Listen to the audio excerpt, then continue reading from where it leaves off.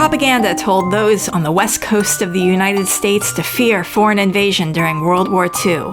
Something did invade the skies over Los Angeles, but it wasn't an overseas military. It was something that remains a mystery to this day. What happened during the 1942 Battle of Los Angeles? It's a Sunset Strip venue that's captivated the public for decades, but its allure reaches beyond music. We share the secrets of the infamous Viper Room. Now, this episode discusses drug overdosing and death. So please take care on this week's edition of the Haunted Hollywood Hour podcast.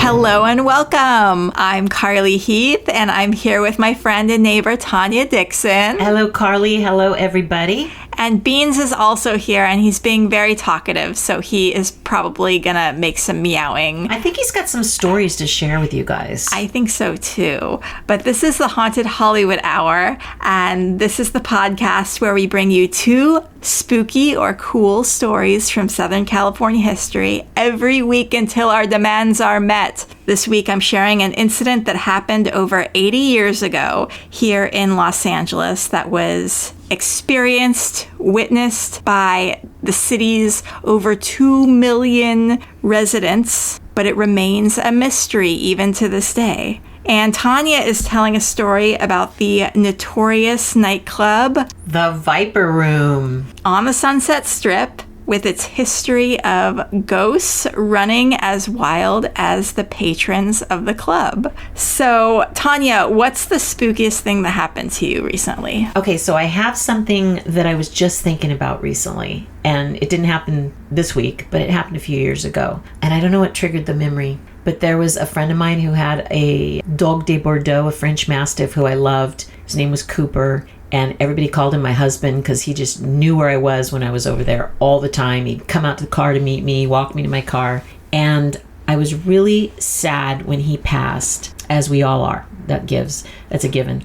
But I kept feeling like he wasn't coming to me, and I was so close to this dog. And I have a friend who's a writer, lives in Sacramento, who does not know my mutual friend with the dog. He doesn't know any of my friends in Los Angeles. He identifies as a psychic and a clairvoyant a little bit, does some tarot card readings. And he kept telling me, Cooper's with you. He's walking you to your car every night. And I said, what? He said, he's keeping an eye on you whenever you're over there. And yeah, and so I remember he said, you got to look down to your left. He's always on your left. You're always, when you get to your car. Oh my God, I can tell this is going somewhere. Because you're always going to see a leaf or a stick or whatever, and you're not even going to realize it, but there's always a little token where your feet are going to be when you stop to get in your car. And it's like what we talked about, paying attention. It's like, I started looking down, and I wasn't putting the leaf or the stick or the rock or whatever there, but there was always, for the longest time, I would say almost a year. He used the same dog who helped you rescue that cat. Oh, that is Tell Cooper. that story, because that's a really cool story, That too. is Cooper. So my friend has a ranch, and he has a ranch kitty, and the ranch kitty got taken by, this was just this last year, coyote attacked her, Gypsy Rose. And she was saved by a ranch hand, but she got scared and she was injured, and she took off all day and night. None of us could find, all our friends, we all were looking for her on the property. Yeah, so she was injured by a coyote. Yeah. The ranch hand broke up the fight, Yeah. but and chased off the coyote, but she ran off injured. She ran off injured. And literally 4, 6, 8 people throughout the day and evening, Gypsy Rose, all over the property. And it was getting dusk, and I walked up to an area where everybody had been walking by all day calling her name. And in that same corner is where Cooper is buried. And there's a giant wind chime that says, if you need me, I'm right here. I just whispered to you, something like that. And I stood there and I looked at his grave and I said, Cooper, please, please tell me, where is Gypsy? Meow. And that's when you heard the meow. I heard the meow, and I turned to my left, and 6 feet from where he lies, she was under this tree that we had all been walking by all day. Aww. And I go over to her and I kneel down and I said, thank you, Cooper. There was no wind, yeah, and the wind chimes started blowing. Wow. That are his wind chimes. when you need me, I'm just a whisper away. I think that's what it says. Something like that. Now I got to go look. But something to that effect. And the wind chimes started going. And then about 10 minutes later, I'm texting. We're like, I found her. And all my friends, we came up and she's fine, by the way, you guys. She made it and she's thriving and healthy and they have a catio now. So there's no risk. Yeah, and remember when that happened, you were like so afraid. Oh no, is she going to die? And I was like, Cooper saved her for a reason. Like Cooper's not going to let her die. Yeah, you're right. And now she's thriving little kitty again. Yeah. Yeah. And I remember when my friends came up, I was trying to say, Cooper found her. And they're like, oh, you found her. No, I did not. Cooper found her. It guided me to her. And I remember one of my friends, I'm like, in the wind chimes, it's perfectly still out. The wind chimes, they just went off when I said, thank you, Cooper. And when I was retelling the story, they did it again. Amazing. Yeah. That was a beautiful. Yeah. Yeah. All right. Share with us something. So I'm a big crystal girly. As you can see, there's a bunch of crystals around my apartment. Lots of crystals she has. And I got a meteorite once because I'd heard that meteorites are the most high vibrational things. And I'm like, ooh, I want a meteorite. So I ordered a meteorite. I wore it and I instantly felt like really sick. What? And I was like, no, I'm gonna wear it because it's gonna purge me of all the negativity because it's such a powerful meteorite space thing. And I had bad dreams. I got so sick.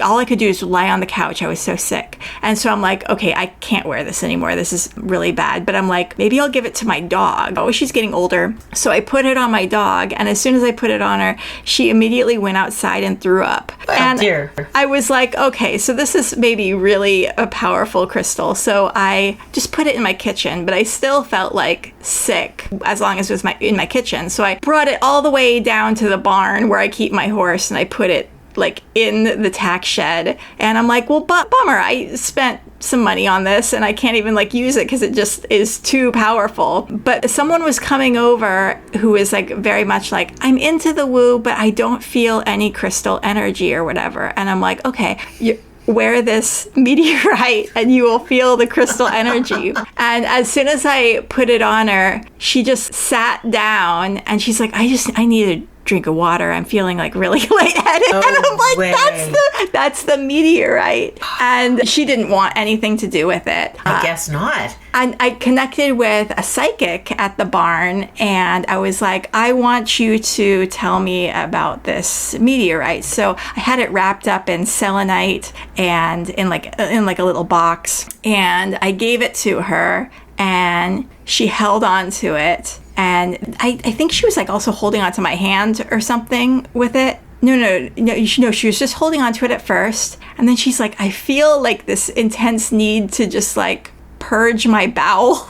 And I'm like, right? And then she held my hand, and this is really too much information, but as soon as she held my hand, I felt my intestines needed to be emptied. And so incredible. I'm like, you know what? I need to go to the bathroom right now.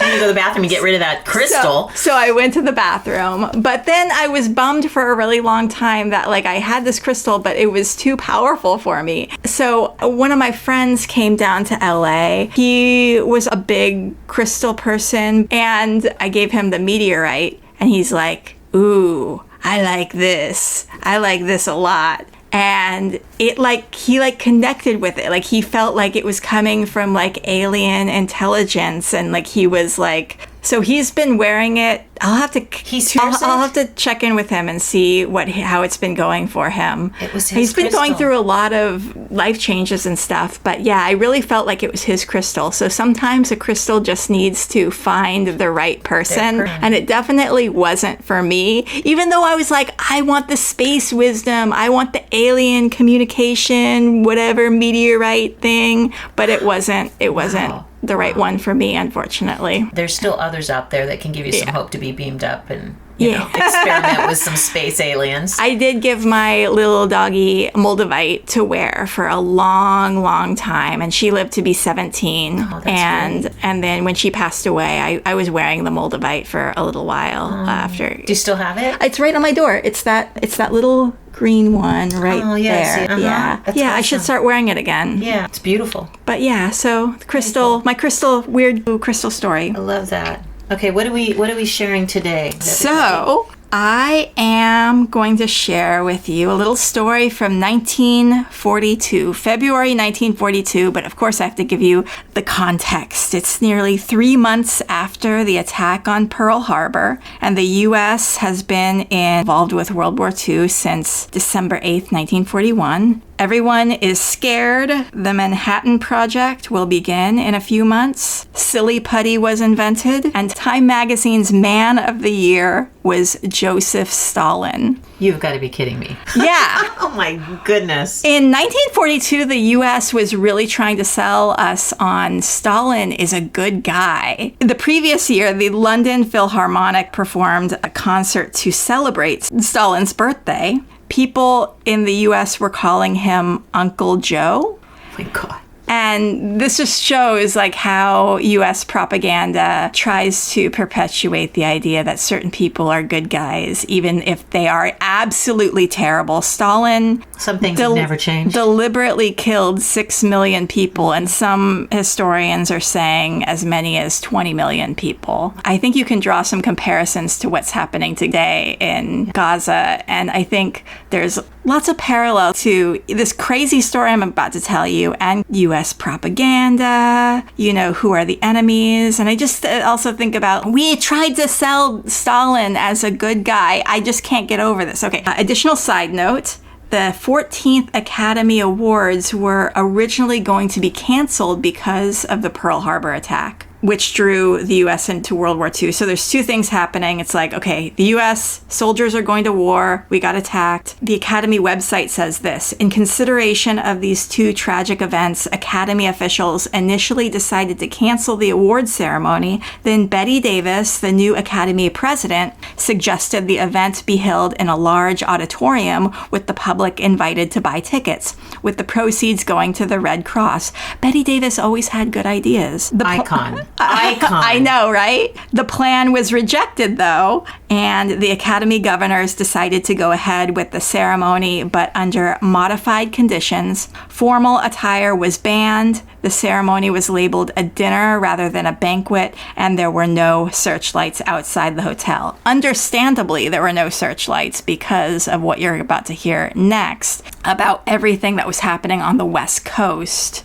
We will get to that. The ceremony was held at the Biltmore Hotel, February 26, which is the day after the main event that I'm going to be talking about. And just in case you're interested, How Green Was My Valley won Best Picture, and Citizen Kane, which is widely regarded as one of the greatest films from film history of all time, only won Best Screenplay. As I was looking at that, I was thinking of Taika Waititi, how he only won Best Screenplay. Yeah, that's right. He didn't win Best Director for Jojo Rabbit, and that's right. I think we're gonna remember Taika Waititi as being a major film director that is cultural icon. And representing those in filmmaking that wear all the hats. I mean, he checks all the boxes. I know. Actor, writer, director, etc. Producer. I know. Action hero, director / indie filmmaker. I mean, he checks all the boxes, which is why I love him so much. How is someone allowed to be so talented and so good looking and so charismatic and such a fashion icon? And it's not fair. It's not. But Orson Welles is like a Taika Waititi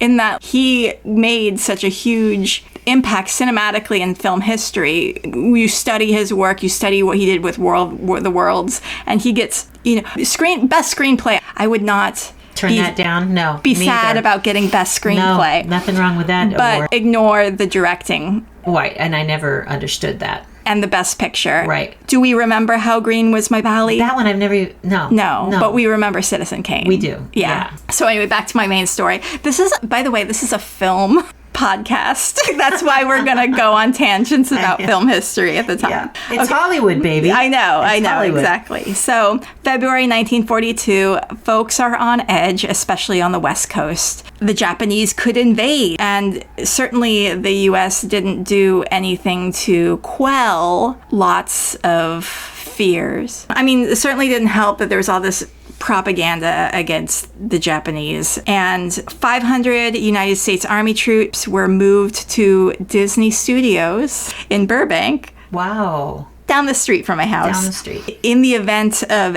enemy attacks on Disney Studios. Disney Studios? Ironic. Where our priorities are. The Japanese want to steal our cartoons. Mickey Mouse is very popular. He's well known. Oh my gosh. Okay, so some of the paranoia was valid because many American merchant ships were attacked in the waters off the West Coast, especially during the last half of December 1941 through February 1942. The day before this event that I'm going to talk about, in fact, right during FDR's fireside chat, a Japanese submarine surfaced near Santa Barbara and shot at Elwood oil field in Goleta. I was super confused. How would a submarine hit targets on land? I don't know things, you guys, so I looked things up. So I Googled, how do submarines shoot things on land? And I got taken to a game website called Axis and Allies, and someone there posted, submarines still made use of deck guns during World War II, most of them ranging between 3 and 5 inches in caliber.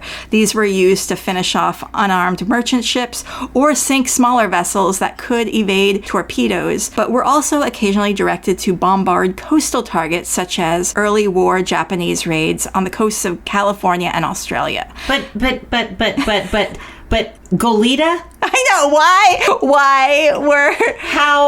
Why was the Japanese army shooting at Goleta? and it's not exactly like right on the waters. Trying to disrupt the oil fields? I have a lot of questions. It's also like not a very effective way to shoot on land targets because it says on here a single gun was unlikely to inflict much damage, and the submarines were highly vulnerable to sea, air, and land attack while they were surfaced. So how were they able to do this? And it kind of makes me think, like, what if the U.S. knew this was coming and let them do it so that they could stoke more fear against the Japanese? Because this is also a few months after this is all going to go down. It's going to be the horrible time of the Japanese concentration camps, the internment camps that we did here in the U.S. Because U.S. history is full of terrible, terrible things. And so maybe it was an excuse to round up Japanese Americans for racist reasons. This was the first shelling of the North American mainland by a foreign entity since the War of 1812. Also, the damage was minimal, only $500 in property damage,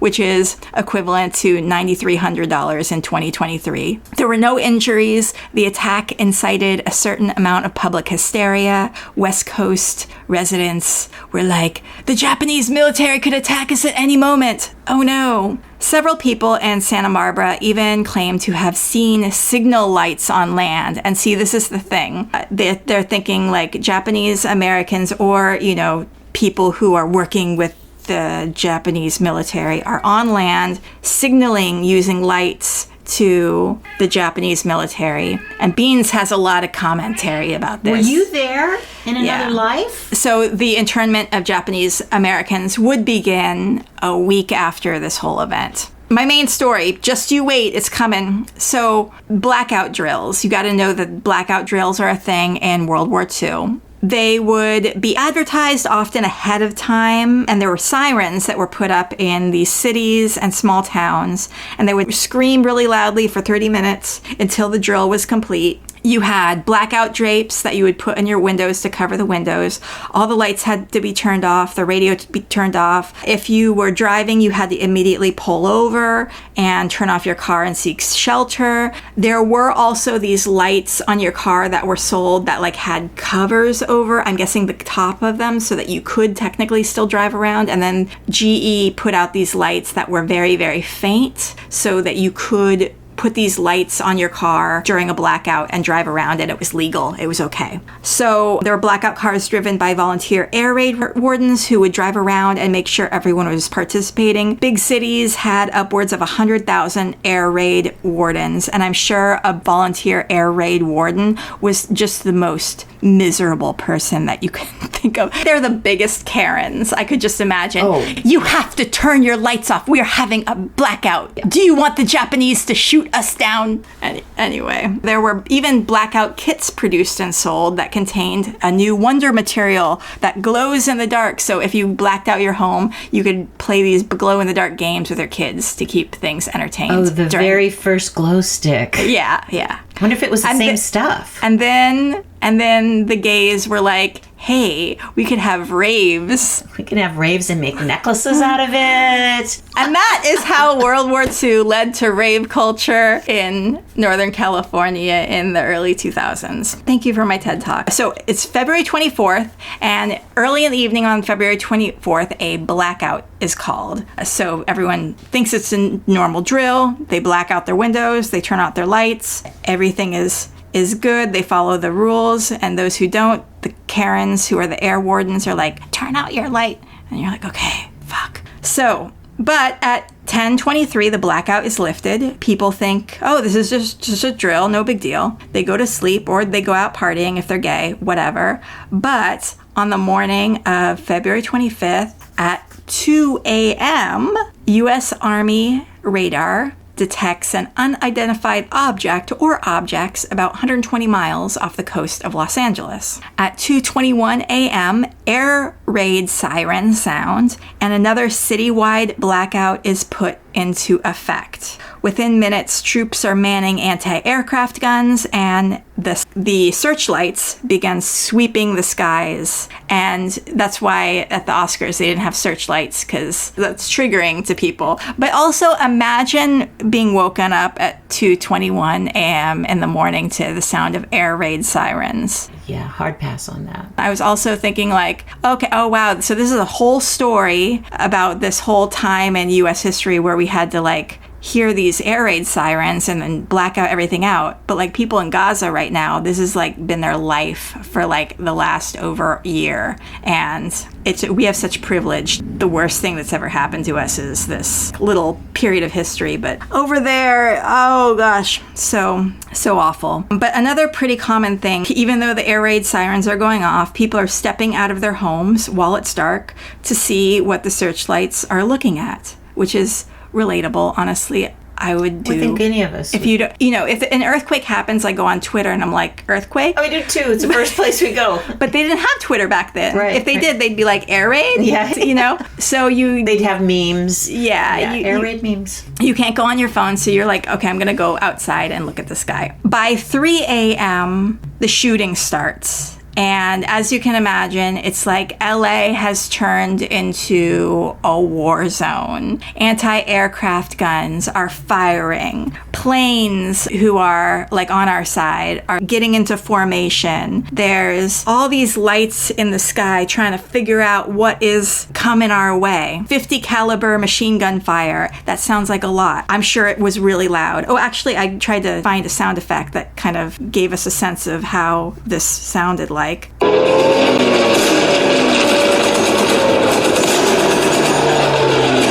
Terrifying. Imagine that. Yeah, very scary. At 3:06, the searchlights all converge on an object above Culver City. And a photo of this got put in the LA Times, and I will show you the photo in just a moment. And once the searchlights all converge on this kind of slow moving object, the guns start opening fire. People on the ground think it sounds like the bombs of an enemy attack. Things are exploding in the sky, smokes, lights, chaos, mayhem. It must have been terrifying. There's all these reports coming in. Some say they're seeing a bunch of planes. Some saying there's planes crashing. And I'm sure it just all the chaos is just our side planes and then also like bombs falling. Some people get in their car and try to leave town, which is also understandable. And 5 people die. 3 die in car accidents and 2 die of heart attacks. And there is a CBS radio news report on YouTube. You can hear,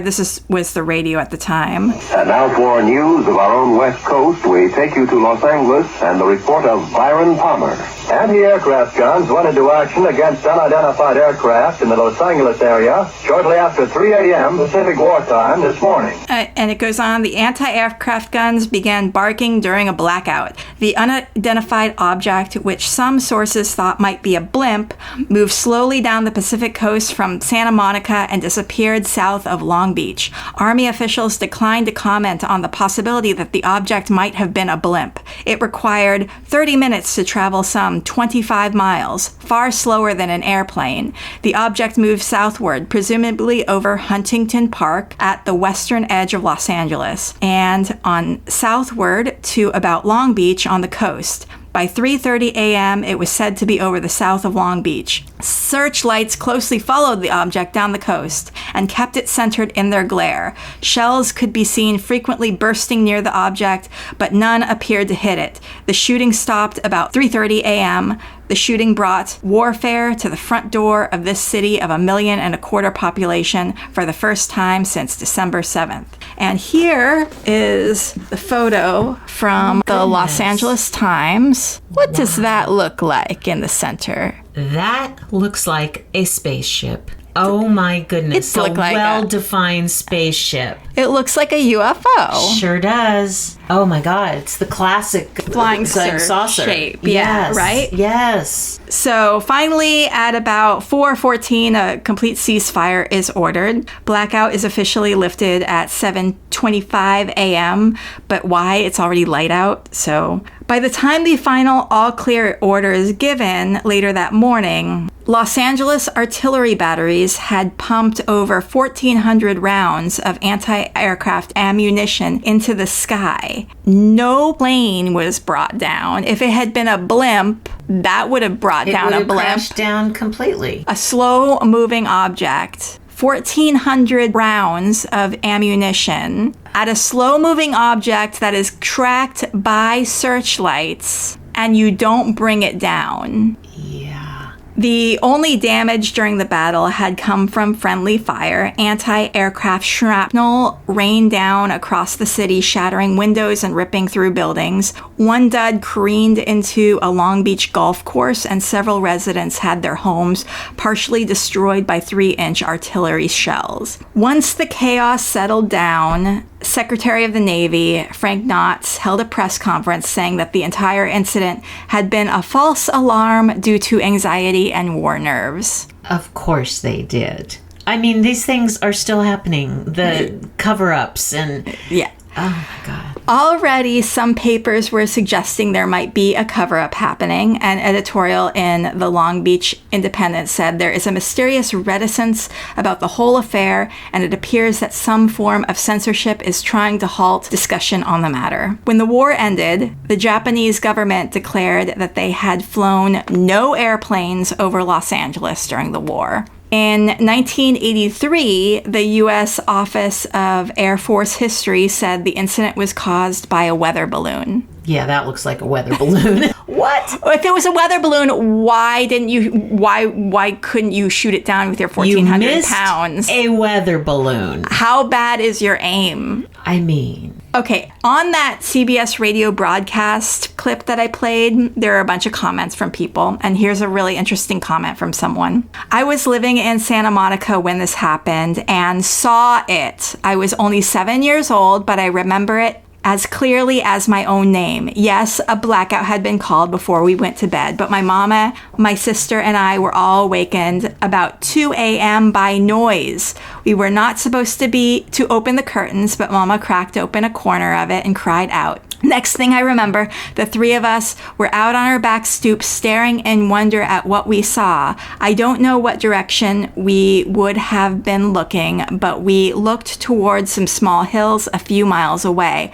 Mama said it was in the direction of an aircraft plant, and there were about 8 searchlights swinging back and forth across the sky, and little bursts of something that looked like fire in the sky, and lines of what I later was told were tracer bullets. Finally, the searchlights all came together and fastened on one object in the sky. Mama cried out, "Oh my God, it's a Japanese plane." I remember I looked at her with astonishment because what I saw was a largish circular disc which looked golden, but that was probably from the searchlights. It looked flat and it was not moving. Mama was always a movie freak, so we went to see movies often, and I had sat through many news bulletins about the war and had seen films of airplanes flying, and they were fast. We used to get the Saturday Evening Post, and that magazine had little cartoons about war stuff. One thing they had shown in a small cartoon was the markings on Japanese aircraft. This object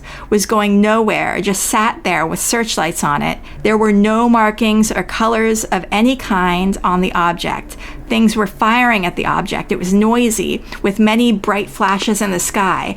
This must have gone on for 15 minutes at least, and finally, the largest circular flat object began to slowly move. It just silently, or so it seemed, floated out of sight going south from Santa Monica. It seemed undaunted by all the firings that surely must have hit it. We heard the next day that it had also been seen in Long Beach. Where I lived at the time was a small apartment on Santa Monica Boulevard, and I don't remember the address, but it was directly across the street from McKinley Elementary School because I had just begun first grade there. So, in the 80s and early 90s, there was a set of documents that began making their rounds through the UFO research community. These were referred to as the Majestic documents. Beans knows what I'm talking about. He's all over this. And you can read these at the Majestic Documents website, which includes the documents and all the details about them. So the Majestic documents are thought by some to prove the existence of a top secret group of scientists and military personnel,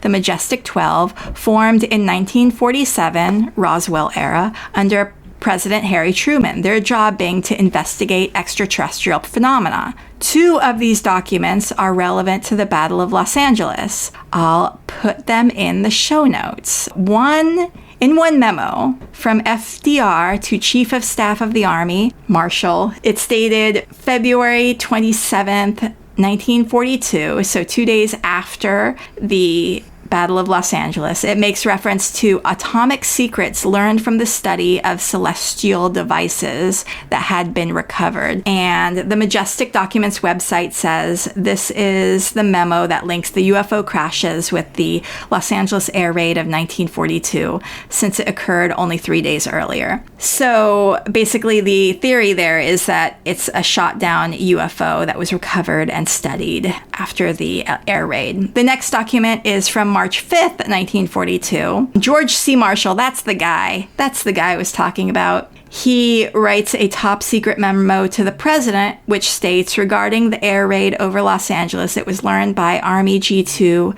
that Rear Admiral Anderson recovered an unidentified airplane off the coast of California with no bearing on conventional explanation. This headquarters has come to the determination that the mystery airplanes are in fact not earthly, and according to secret intelligence sources, they are in all probability of interplanetary origin. Marshall goes on to state, as a consequence, I have issued orders to Army G2 that a special intelligence unit be created to further investigate the phenomena and report any significant connection between recent incidents and those collected by the director to the Office of Coordinator of Information. And the memo has the correct Office of Chief of Staff file numbers and has Interplanetary Phenomenon Unit typed on it at a later time by a different typewriter. And then this website also has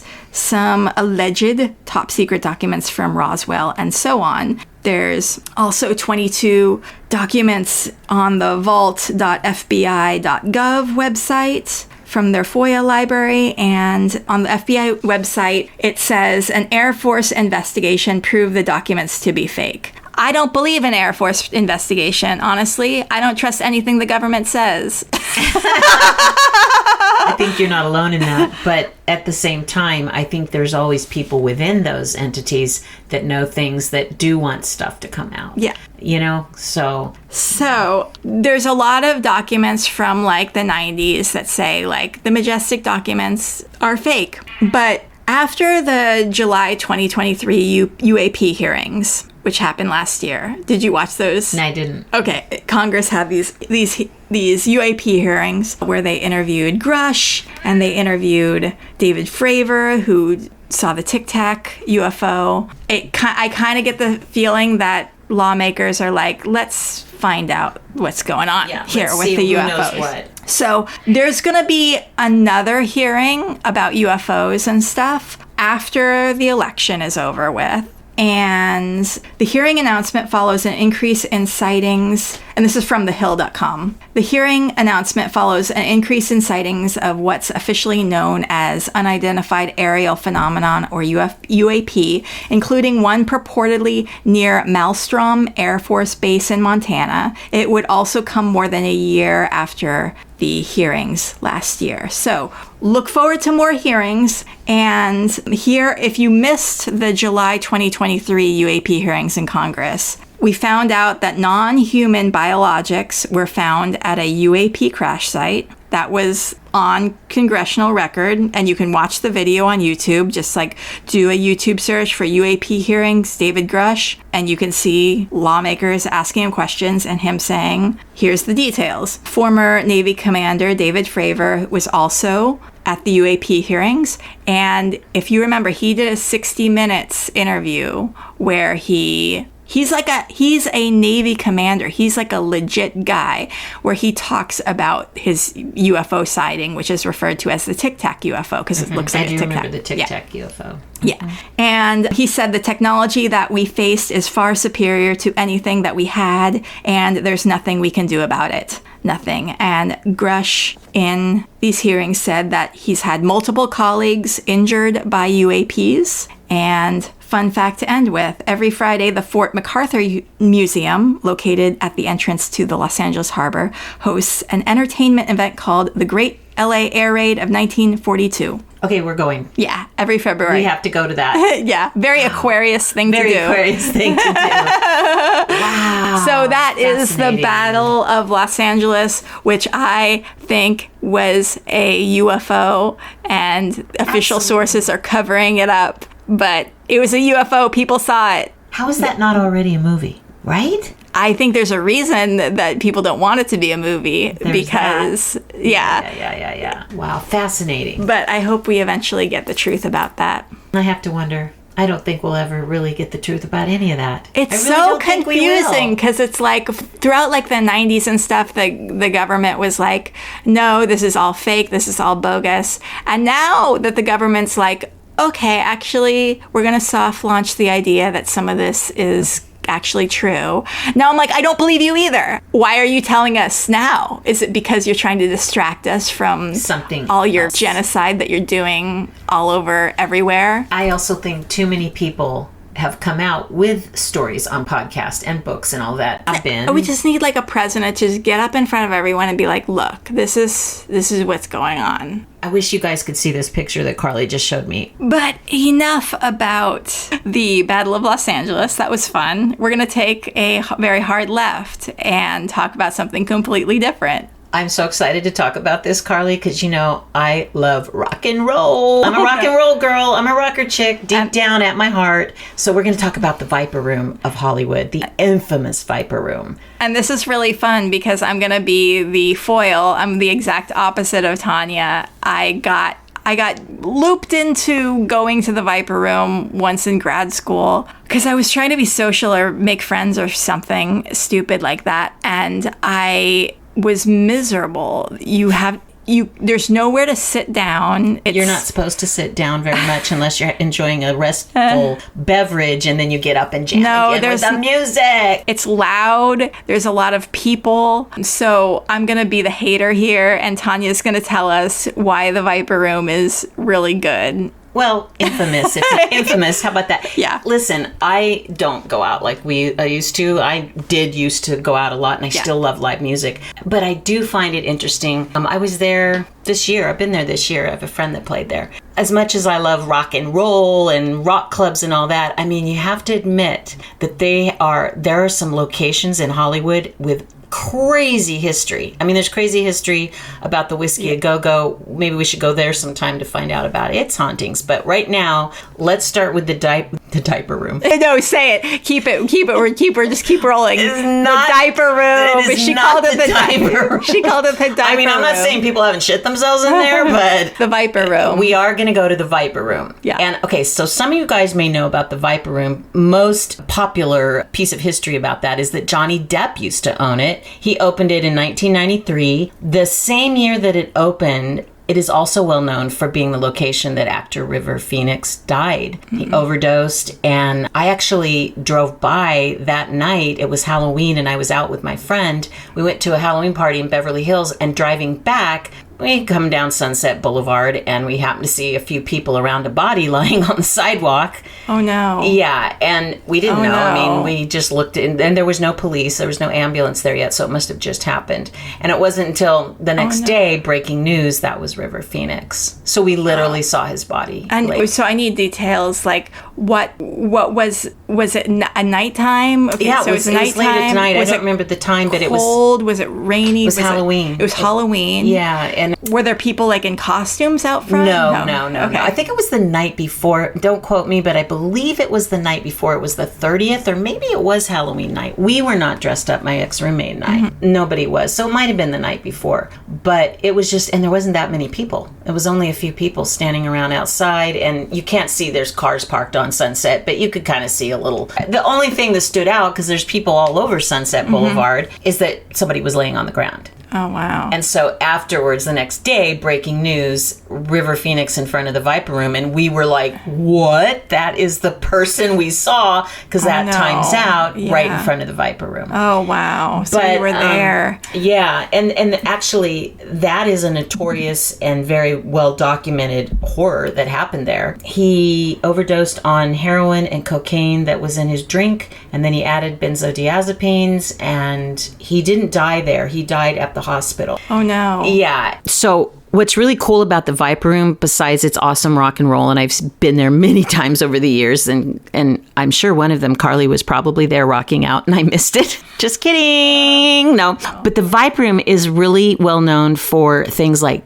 ghosts, bodies hidden in the wall, allegedly, mobsters, gambling rings. I mean, it's notorious. It has a lot of history. So anyway, Johnny Depp bought it in 1993. They rebranded it. It used to be, this is really interesting, it used to be a club called the Central and Filthy McNasties. And you guys, you know, it is in West Hollywood. So it's on the famous Sunset Strip. It's right there across from the Whiskey A Go-Go, the Rainbow, and the Roxy. So, you know, used to have a lot more activity in a different way. People were all over the streets going from rock club to rock club. I mean, they still do, but the vibe is just different. There's a lot of mobster connection stories. There are stories that there actually have been people buried in the walls. Who these people are, I do not know. Could not find that. We'll continue researching. So are they going to dig in the walls and get them out? Since of April as of this year, there has been a demolition project on the books that has been West Hollywood's most rediscovered project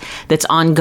They're planning on closing it, tearing it down. There's a famous liquor store on the corner too that everybody is always, you know, talked about going to. And they want to tear it all down, put in a new Viper Room with a big lobby that's open to the public with art and music history, which I think is kind of cool. But I don't like when they tear down iconic buildings. I hate that. I love history. What is in those walls that are going to be lost when they tear it down? Or found. I mean, that's allegedly. I don't know. There's a lot of mystery about that place. It could just be a fabulous bit of gossip and myth. It's supposedly a lot of ghosts and hauntings there. Not only did River Phoenix die, but there's an Australian actor, Jason Donovan. In 1995, he had a very famous cocaine-induced seizure while being there. Get this, one of my favorite bands, In Excess, Michael Hutchence, he played at the club just days before he died by suicide. Yeah. So there's also been an incredible amount of illegal activity. It was a hotbed for lots of that, including gambling rings, high-stakes, celebrity-driven gambling rings. Like, this place has it all. It's been featured paranormally on Ghost Adventures and also an episode of BuzzFeed Unsolved Supernatural. The really cool thing is, for me, the rock and country icons that have been there, these are the kind of people that have played there, you guys. If you have never come to Los Angeles and been, or just hung out, like Jennifer Aniston goes to listen to music. There's a lot of private parties over the years, from Johnny Cash to the Pussycat Dolls, Lenny Kravitz. Tom Petty was who played the opening night there. I would love to have like a seance of gone rock stars in the Viper Room. That would be... I can pull some tarot cards. Yeah, you could pull some tarot. Elvis Costello, Keanu Reeves, Iggy Pop, Courtney Love, Bruce Springsteen. This is an iconic club, and it's very small, by the way. It's not big at all. So I'm really sad that this is going to be torn down and rebuilt. It'll never be the same again. What's really cool is this location was originally a grocery store in 1921 until the 40s. So this building has to be so haunted with so many versions, different businesses that have been in there. It was converted into a nightclub called the Cotton Club, entirely unrelated to the Harlem original, but it was also a jazz club called the Melody Lounge. And in 1969, it became Filthy McNasty's, which if you read Hollywood rock and roll history, that place, there's a lot of stories there. So 1969 to like the 90s? To the 80s, it became a jazz club called the Central. And the Central was really known for its Tuesday night jams with all kinds of really well-known musicians like Joe Cocker, Brian Setzer, and Jeff Baxter. As it was transitioning, acts like Chucky Weiss frequented it, but in 1993, the club was closing down, and Weiss suggested to Johnny Depp that he should revitalize the spot and name it the Viper Room, and then history was made. This place became a complete hotspot, like all the shakers and movers wanted to be there. It's weird that the death of River Phoenix happened the same year that it opened, but instead of it really shutting it down and people going, ugh. It led to the cachet almost. It put it on the map. It put it on the map. It's terrible. Oh, that's awful. Do you ever think about like what River Phoenix would be doing if he was alive right now? Like he would be a great, he was so amazing when he died when he was 23, and the stuff that he did. Yeah. He was incredible.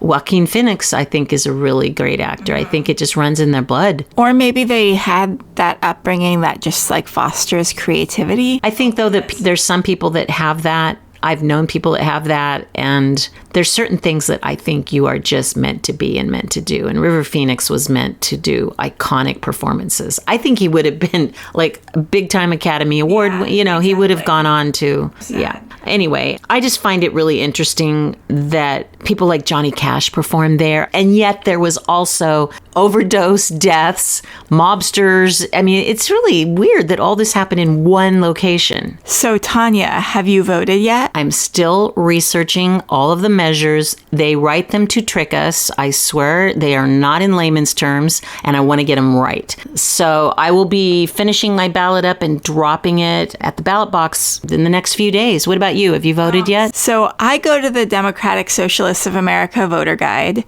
You can find that at dsausa.org and look for your local chapter and their voter guide. You can also go to bluevoterguide.org to find a list of progressive voter guides that tell you how to vote all the way down the ballot based on whatever your beliefs in. There's voter guides for the environment, for reproductive rights, for LGBTQ rights. And so that's my strategy. That's one of the advantages of as we advance in the world, like you can vote early, people. Yeah. Yeah. So I'll finish my ballot up in the next couple days and get it. So all of you guys get out there and vote. Yeah. Wonder if anybody out there might have some stories they want us to look into as well. Oh, yeah. You guys, if you guys have stories that you want us to talk about and cover, email us at hauntedhollywoodhour@gmail.com, or you could DM us on our Instagram, Haunted Hollywood Hour, all one word. And we'll have a YouTube channel, Haunted Hollywood Hour on YouTube. And follow us on wherever you follow your podcasts, and be sure to leave us a rating and a review if you like us. Bye.